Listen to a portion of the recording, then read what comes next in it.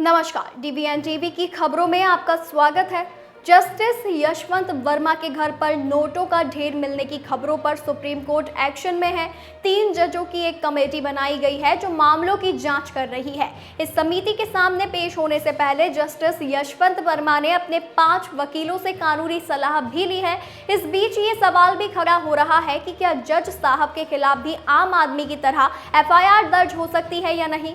इस संबंध में 1991 के एक सुप्रीम कोर्ट के फैसले की भी चर्चा हो रही है, जिसके अनुसार जज के खिलाफ भी केस फाइल हो सकता है, लेकिन इसमें कुछ रियायतें भी हैं। सुप्रीम कोर्ट ने एक मामले की सुनवाई करते हुए कहा था कि उच्च न्यायालय या फिर उच्चतम अदालत के जजों के खिलाफ भी आपराधिक मामलों में केस दर्ज हो सकता है।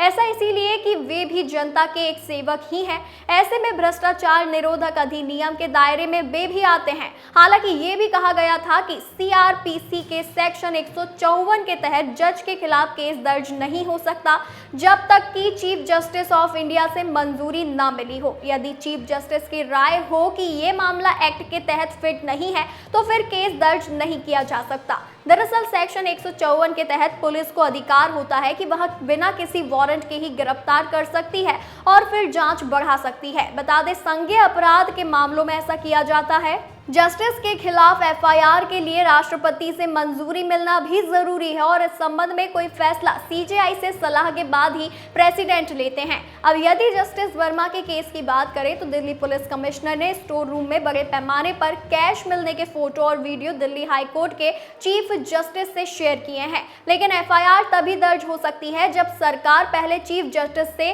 सलाह मशवरा कर ले। अब तक सुप्रीम कोर्ट की ओर से जो जानकारी आई है उसमें ये नहीं बताया गया कि सरकार ने जस्टिस वर्मा के खिलाफ एफआईआर को लेकर सलाह मांगी है या नहीं। 1991 का मामला हाई कोर्ट के पूर्व जस्टिस के वीरास्वामी का है। उनके खिलाफ सीबीआई में शिकायत दी गई थी और फिर करप्शन एक्ट के तहत रिटायरमेंट के 1.5 महीने बाद उनके खिलाफ केस भी फाइल हुआ था। ये 1976 का वाकया है। फिर आय से अधिक संपत्ति के केस में 1977 में चार्जशीट भी दाखिल हुई थी।